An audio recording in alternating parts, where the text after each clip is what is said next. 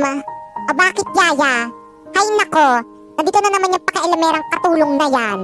Magpapaalam lang po sana ako, mga ma'am. Magre-resign na po ako. Ano? Bakit? Yaya, kung dahilan to sa pagmamataas ko ng boses sa'yo, sorry. Stress lang talaga ako sa trabaho. Nay, hindi mo kailangan humingi ng tawad dyan. Katulong lang yan. Alam ko naman po sa sarili ko na katulong nyo lang ako eh. Naalipin nyo lang ako. Pero hindi ko na po kaya yung pagmamalupit nyo sa akin. Yaya, sorry, hindi ko alam na ayun pala yung nararamdaman mo. Huwag ka nga humingi ng tawad dyan eh sa katulong na yan. Ikaw pa talaga may gana magreklamo. Kung gusto mong umalis, umalis ka. Dalhin mo lahat ng gamit mo. Hello, Tay? Oh, hello, anak. Napatawag ka. Tay, kumusta ka na? Ayos ka lang po ba dyan sa may pinagtatrabahuhan mo? Oo naman, anak. Okay lang ang tatay. Maayos naman po ba yung turing sa'yo ng amo mo dyan? Oo, anak. Wag mo intindihin ng tatay. Ayos lang ako. Mabuti naman. I miss you, Tay. I miss you din, anak. Nasaan na ba yung katulong na yon? Yaya! Oh, sige na, anak. Ma'am, sorry po. Tumawag lang po yung anak ko. Hoy! Umayos-ayos ka dyan! Baka nakakalimutan mo! Nagtatrabaho ka tapos kung ano-anong ginagawa mo? Maglinis ka doon! Bakit wala na namang ulam sa lamesa? Yaya! Ma'am? Bakit po? Bakit wala na namang ulam sa lamesa? Nagugutom ako! Ay, sorry po, ma'am. Kakatapos ko lang.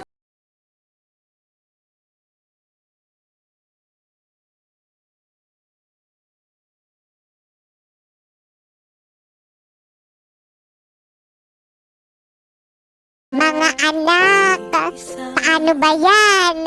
Kailangan ko na namang umalis. Ha? Pero Tay, saan ka na naman pupunta? Oo nga po. Kailangan ko kasi magtrabaho, mga anak eh. Iiwanan niyo na naman po ako. Ang sabi niyo, hindi niyo na ako iiwan. Ano kasi anak, wala tayong makakain kung hindi ako magtatrabaho eh. Tay, sama ko. Anak, wag nang makulit. Aalagaan ka naman ng ate mo eh. Apa, mauna na ako mga anak. Paalam. Tay, wag mo ako iwan. Ma'am, saan po kayo pupunta? Gabi na. Wala kang pake. Pero ma'am, baka pagalitan ako ng mami at daddy mo kapag pinayagan kitang lumabas ng bahay. Lalo't at ngayong gabi na. Pwes wala akong pake. Pabayaan mo nga ako. Gabi na kasi, ma'am. Marami ng adik sa labas. Ang gusto ko lang naman maging ligtas ki. Dahil para nakitang anak. Anong parang anak? Wala akong magulang na katulong kagaya mo. Naiintindihan mo? Opo. Alam ko naman po yun eh. Pag nalaman nila mama na gumala ako, kumanda ka sa akin. Tandaan mo yan. Masusunod po, ma'am. Yaya! Ay, ma'am. Nandyan na po pala kayo. Asan na yung anak ko? Ano po kasi? Ano? Umalis po. Pinigilan ko po siya pero ayaw niya pong makinig sa akin. Ano? Yaya naman.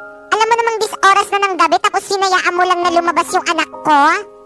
Sinubukan ko naman po siyang pigilan pero ayaw niya pong makinig sa akin. Ano ba yan, Yaya? Ayun na nga lang yung trabaho mo.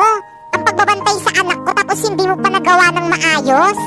Napakapalpak mo talaga eh, no? Sorry po, ma'am.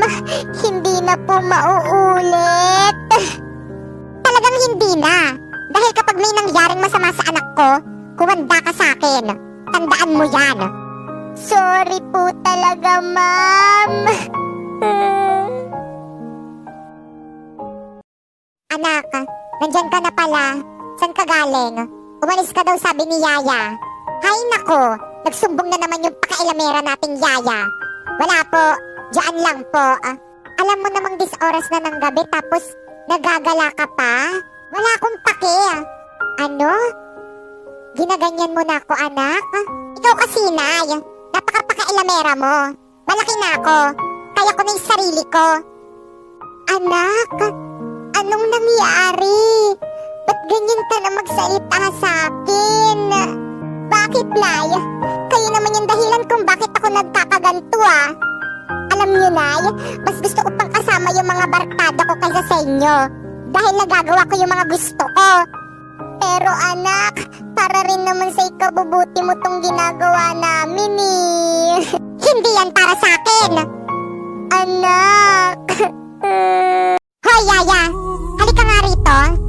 Bakit po, ma'am? Anong bakit? Alam mo kung anong kasalanan mo. Di bang sabi ko sa'yo, wag na wag mo akong susumbong kanila, mama, na gumala ako? Ano po kasi, ma'am? Tinatanong po kasi ng mami niyo kung nasan daw po kayo. So sinabi mo nga, baka nakakalimutan mo. Katulong lang kita. Tapos napakapakailamera mo. Sorry po talaga, ma'am. May paiyak-iyak ka pa dyan? Alam mo, nang dahil din sa pagiging sumbongera at pakailamera mo, nag-away kami ng nanay ko. Ano, masaya ka na? Sorry po, ma'am. Hindi ko naman po ginusto na mag-away kayo ng nanay niyo Alam mo ikaw, hindi na ako magtaka kung bakit ganyan lang yung trabaho mo. Katulong.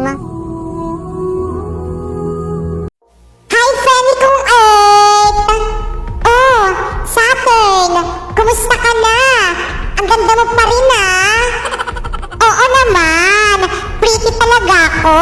At bukod sa maganda, mayaman rin ako! Ay, talaga ba? Paano mo naman nasabing mayaman ka? Ano kasi, kung dyan sa planet mo, tubig ang ulan, dito sa planet ko, diamante ang ulan! Wow! Ang bongga naman pala dyan sa planeta mo, Saturn! True! Kaya ano pang hinihintay mo? Itapon mo na dito sa planeta ko yung mga korap dyan sa planeta mo!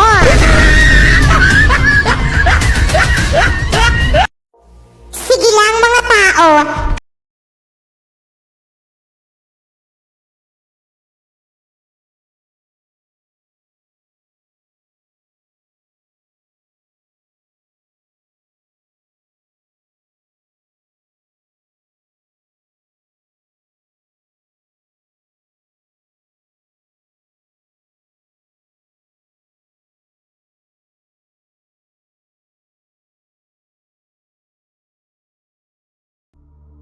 Mga friend kong salot, paano ba yan?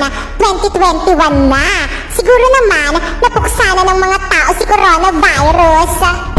Yehey! Wala na ang bida-bidang salot. Kung gayon, kailangan natin itong ipagdiwang. At ano naman ang inyong ipagdiriwang? Siguraduhin yung imbitado ako dyan, OMG! The quarantine king is here! Coronavirus? Bakit nandito ka pa rin? Bakit hindi ka pa rin napupuksa ng madlang people? Dahil wala naman talagang makakapuksa sa akin. Hindi ba kayo nanonood ng balita? Hindi. Bakit naman kami nanonood ng balita? Halos lahat ng topic tungkol sa'yo, paulit-ulit. Parang sirang plaka. How dare you? Anak, wag mo naman awayin yung kapatid mo. Hindi ko yan kapatid. At isa pa, sampid lang naman yan tapos papag-aralin nyo pa.